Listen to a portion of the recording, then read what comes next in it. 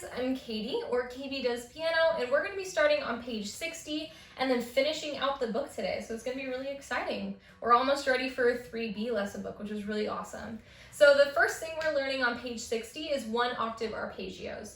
So we've done 2 octave arpeggios and things like that, and crosshand arpeggios, but now what we're going to be doing is 1 octave arpeggios, which is where you use one hand to cover a whole octave. So you'll play the first step of the scale, the third, and the fifth, and then your pinky will jump up and play that octave, and then come back down. So on page 61, you've got your left hand exploring that. It's also written in treble clef, so make sure that your left hand is up high on the piano and not in bass clef.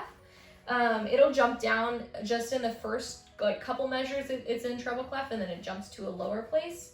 And then it does have a first and a second ending. So remember, you're gonna play through the first, jump back to the beginning, and then you play through the second. So just make sure you're doing that. It's in C major, so it should be pretty easy for you.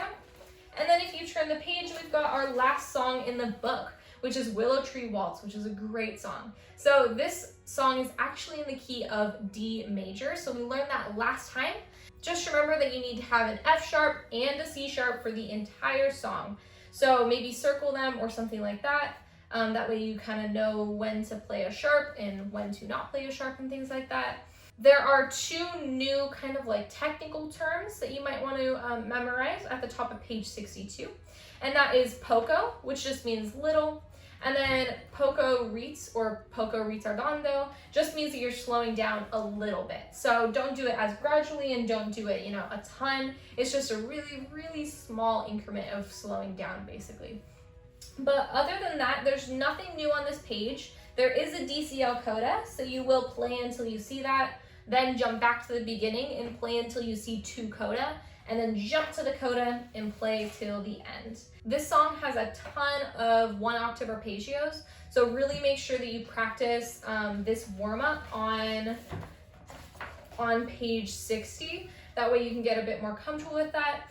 But we only have 2 songs in this lesson. I've recorded those in the 3A songs playlist for you guys to go check them out, especially Willow Tree Waltz, since that is a really, really cool song.